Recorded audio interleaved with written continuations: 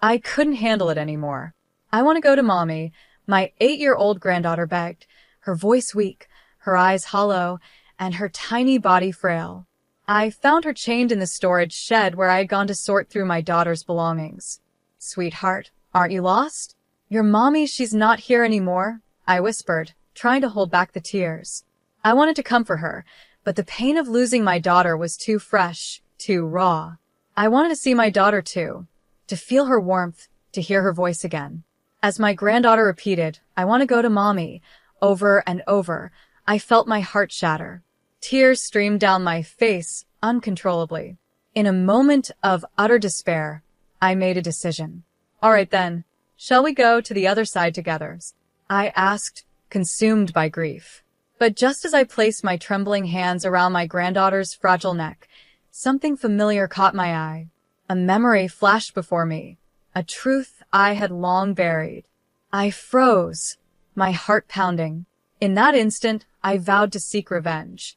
It feels like yesterday, on Kelly's wedding day, I was filled with joy and pride. I called out to her, "Be happy, darling." My heart was full. I'm Rachel, 62 years old, working as a medical clerk at a nearby hospital. After losing my husband early on, I worked tirelessly to raise my daughter, Kelly, and her younger brother. Kelly was always so kind and thoughtful, much like her father. "Mom, thank you for everything. You must be tired. Let me give you a shoulder massage," she'd say, always finding ways to comfort me. When Kelly grew up, she started an online shop, doing well enough to save a good amount. A few years ago, she married James, an elite company employee, and soon after, they were blessed with a beautiful daughter, Joyce. My son also graduated from university, became a company employee, and started his own life. I thought I could finally relax a little, now that my children were grown and independent. But one hot summer day, Kelly came home with Joyce. Her face was pale, and she looked distressed. "What's wrong, dear?" "You don't seem yourself," I asked, worried. Kelly hesitated, then sighed, her voice shaky.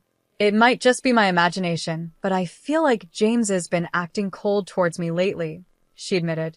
According to Kelly, James would come home late, reeking of alcohol, and when she tried to talk to him, he would yell at her to be quiet or, worse, ignore her completely. Sometimes, he'd lose his temper and hit or kick her. He even says he doesn't need to contribute to our expenses anymore, because I have my own income. He claims he's saving his share, but he won't even show me the bank book, she said, her voice breaking.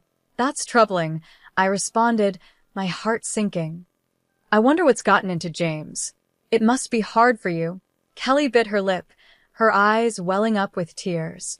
She had always been so strong, so patient.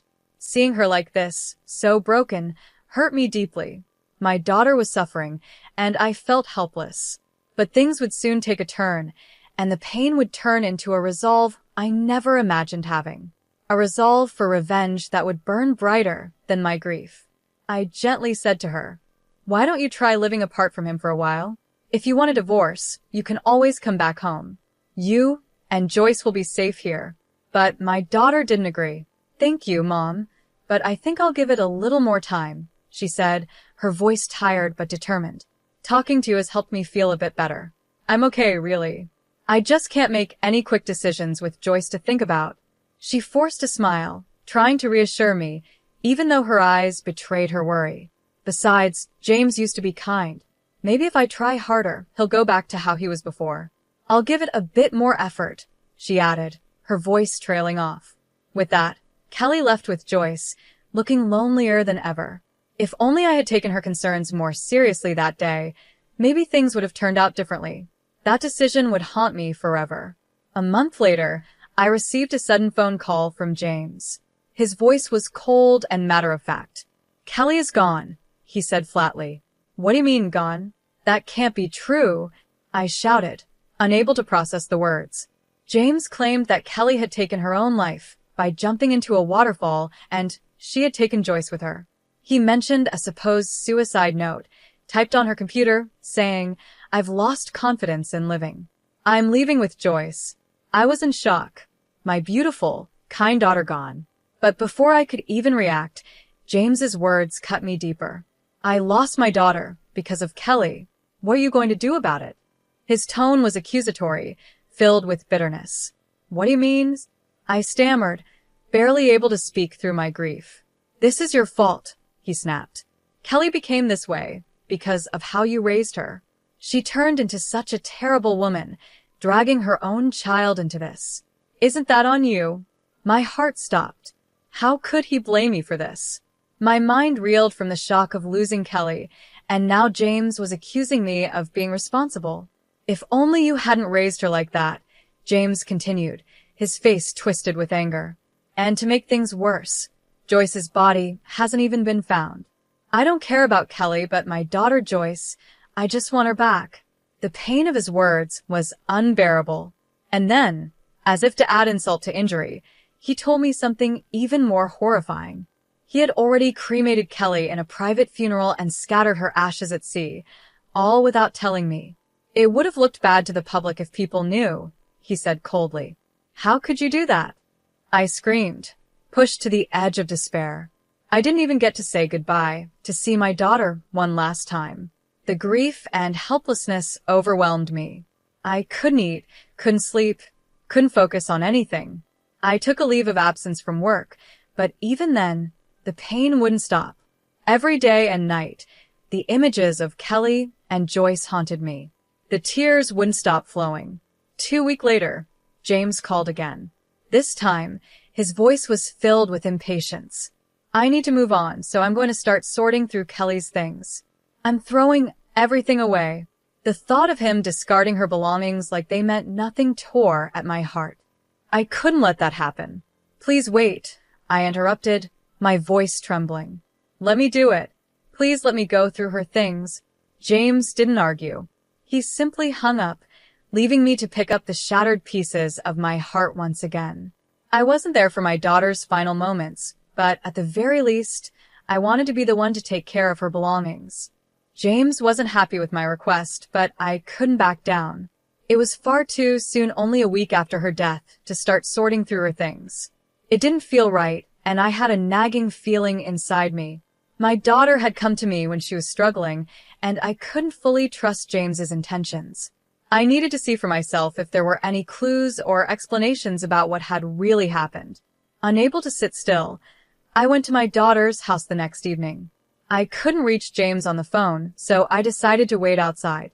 The hours dragged on, and even as the night deepened, he didn't come home. Feeling uneasy, I tried calling him again, but this time, I was met with a sudden outburst of anger. It's so inconsiderate of you to show up unannounced. I'm working late today, so go home. Didn't I tell you I would handle Kelly's things? Don't ever come to my house again, James barked. I'm sorry to bother you when you're busy, but Kelly gave me a spare key in case of emergencies. Couldn't I use it just this once? I asked, trying to reason with him. Of course not. Jeez, what a pushy old hag. I'll sue you if you even think about stepping foot in here, he shouted, his cold words cutting through me like a knife. He hung up abruptly, leaving me standing there in shock. I didn't have the courage to enter the house without James's permission, so I started to leave.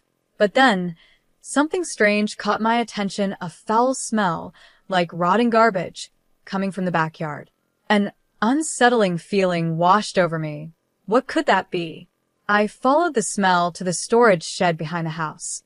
As I walked closer, a wave of dread settled in my chest. Peering through the small window, I saw something moving inside. It was too dark to make out what it was, but it looked like a living creature. I felt a chill run down my spine. My instinct screamed at me to leave, but something inside told me I couldn't just walk away. I tried to open the shed door, but the old lock was rusted, and the door was blocked with something heavy, like a stick. Determined, I shook the door violently a few times, and finally, it gave way. My hands trembling, I stepped inside, my heart racing. What I saw was beyond anything I could have imagined. My granddaughter, Joyce, who I had been told was missing, was chained up inside the shed. Joyce, I whispered, rushing to her side. My granddaughter looked up at me slowly, her face pale, her body frail and emaciated. Grandma, she said in a soft, confused voice. Around her were scattered empty lunch boxes, some rotten and half-eaten pieces of bread. The smell was unbearable. There was even a bucket filled with excrement in the corner. The sight broke my heart. How could someone do this to her? Tears welled up in my eyes as I gently hugged her tiny, weakened body.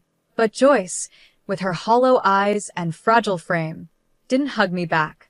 Instead, she whispered in a voice so soft it was almost a breath, "I can't take it anymore. I want to go to Mommy." Her words hit me like a punch to the gut. My tears flowed uncontrollably. "Grandma, take me to Mommy," she pleaded, her voice filled with despair. I held her tighter, my heart aching. "Yes, my sweet girl. We'll go together," I whispered, overwhelmed by the grief of losing my daughter. At that moment, all I wanted was to make her pain go away, to take her to the place where she could be with her mother again, far away from this horror. I placed my trembling hands on Joyce's neck, intending to leave this world with her. But then, something caught my eye, the necklace around Joyce's neck. It was the one I had given Kelly as a protective charm. My breath caught in my throat. There was something else attached to it, a key. A key that shouldn't have been there. "Where did you get this?" I asked, pointing to the key, my voice barely above a whisper. Joyce looked up at me with her tired eyes and responded. Her next words shook me to my core. I felt my heart race, my blood boiling with anger. So that's what had really happened. I couldn't believe it, and I knew in that moment I could never forgive him. Not after this. I quickly found a pair of pliers in the shed and managed to cut the chain that bound Joyce. Without wasting any more time, I took her with me, heading to a place where I could plan what to do next. My mind was set. I would get justice for Kelly. I would seek revenge. The very next day, James stormed into my home, his eyes wild with rage, his face red with fury. He was out of control. "You took Joyce, didn't you? She's my daughter. Give her back," he yelled, his voice filled with desperation. I remained calm. "I'm sorry, I don't understand. I've called you countless times, and you never answered. Isn't Joyce supposed to be missing?" I replied, pretending to be confused. James's face flushed even redder, and he yelled louder, completely unaware that his own words were contradicting each other. "You know what I mean. I know you have her. But wasn't Joyce missing?" I asked again, watching as James fumbled over his words, trying to find a way out of the lie he had created. His anger flared again, and he shouted, "You dare call yourself a parent after what you've done to her? She's just a spoiled brat who doesn't listen. I was only disciplining her. Kelly couldn't handle raising her. That's why she took her own life." I stood there, stunned at his audacity. "This is the first I'm hearing about Joyce being unmanageable," I said quietly, barely able to contain my anger. "Of course I didn't tell you. You spoil her too much. That's why I said she was missing. How I discipline my child is my business, not yours." James snapped, his voice filled with venom. He paced back and forth, as if trying to justify his twisted actions. "But chaining her up in a shed? That's not discipline, James. That's abuse. I'm reporting this," I said firmly, my heart racing. Suddenly, James's lips curled into a twisted smile, and he let out a mocking laugh. "You don't have any proof," he sneered, his eyes filled with arrogance. "Oh, but I do," I replied, my voice steady. "I have photos of Joyce, and there will be a medical report, too." I pulled out my phone, showing him the pictures I had taken of Joyce's frail body, the chains, and the shed. Panic flashed across James's face, and he lunged at me, trying to grab my phone. "Give it to me," he shouted, his voice desperate. Just then, someone burst out from the next room. "Stop!" My son rushed in, grabbing James's arm and pulling him back. "Let go of my mother," he demanded, his voice strong and steady. "Why are you here?" James stammered, his eyes wide with fear. "Let me go." But my son, who had been trained in U.S. football during his college days, had James pinned down in no time. James looked pathetic, his earlier bravado completely gone. "We know everything, James. You stole Kelly's savings, and when she found out about your affair, you beat her. How could you, my son said, his voice full of disgust. James glared at us, confused and panicked. How do you know all that? He spat, his voice shaking. Kelly told me, I replied calmly, watching as the color drained from his face. What? She's alive. James stammered, his voice barely a whisper, as fear took over. I looked him straight in the eyes, and I told him everything. The truth about Kelly, the lies, and the revenge I was now determined to carry out. When I finally met my daughter, everything started to make sense. The key attached to Joyce's necklace wasn't just a random item, it was the key to our old family home, which had been vacant for some time. We had kept it for sentimental reasons, never imagining it would be used this way. At that moment, Joyce had pleaded with me, her small voice trembling. Mommy said this necklace was a charm. Mommy is hurt. Please help. Hearing this, I felt a glimmer of hope that my daughter might still be alive. After rescuing Joyce, I rushed straight to the old family home, my heart pounding with fear and hope. When I arrived, I found Kelly collapsed on the floor, barely clinging to life. Kelly, hang in there, I cried, lifting her limp body into my arms. I heard a faint whisper escape her lips. Mom, at that moment, Joyce clung to Kelly, sobbing, Mommy, I missed you. I quickly called 811, and soon after, Kelly was rushed to the hospital. The doctors told me that if we had been just a little later, she wouldn't have survived. Joyce, too, was in a terrible condition, malnourished, and weak, so she was admitted to the hospital as well. Despite everything, I felt a surge of relief and joy from the bottom of my heart. My daughter, whom I thought I had lost forever, was alive. But at the same time, I was consumed by an overwhelming anger toward the person who had put Kelly and Joyce through such an unspeakable ordeal. Once Kelly regained consciousness in the hospital, she told me the full story. It all started when she had discovered evidence of James's affair and his embezzlement of her money. She found incriminating files on his computer and confronted him. But instead of apologizing, James flew into a violent rage. He beat and kicked her, injuring her severely. Kelly, clutching her stomach in pain, begged him for help, but James only laughed and walked off to the bedroom as if nothing had happened. Knowing it wasn't safe to stay in the house, Kelly decided to flee. With Joyce's help, they escaped. But James had taken everything: her bank book, wallet, and phone. With no other options, Kelly and Joyce stumbled through the night for over an hour until they reached our old family home. Exhausted and in pain, Kelly collapsed there, hoping they were safe. Meanwhile, Joyce, trying to help her mother, sneaked back to their house to retrieve Kelly's phone and wallet while she slept. But unfortunately, that's when James caught her. Instead of caring for his daughter, he chained her up in the storage shed. Yet, despite the horror of being imprisoned, Joyce never revealed where her mother was hiding, no matter how much James pressed her for answers. Both Kelly and Joyce were on the brink of death. Kelly was weak, pale, and barely breathing, her body battered from James's attack. Even though they had managed to escape, it was only a matter of time before something even worse happened. James spoke lightly about the situation, dismissing everything as if it were nothing. I thought they were gone for good, James admitted casually when confronted. Joyce wouldn't talk, and there was no sign of Kelly anywhere, so I just assumed they had gone to the other side. In his twisted mind, he thought Kelly was dead. He had even gone as far as to write a fake suicide note on her computer, making it look like she had taken her own life along with Joyce. But James's cruelty didn't stop there. He had locked Joyce up in the shed, planning to eventually send her to the other sides as well. It was just a marital quarrel, James said with a smirk, as if it were a minor issue. The affair was just a game. Kelly's alive now, so what's the big deal? I was stunned by his callousness. That's not the point, I shouted. His betrayal, his abuse, his complete disregard for the lives of Kelly and Joyce, it was more than just a mistake or a game. It was unforgivable. Kelly had survived, but the damage James had done to her and Joyce would last a lifetime.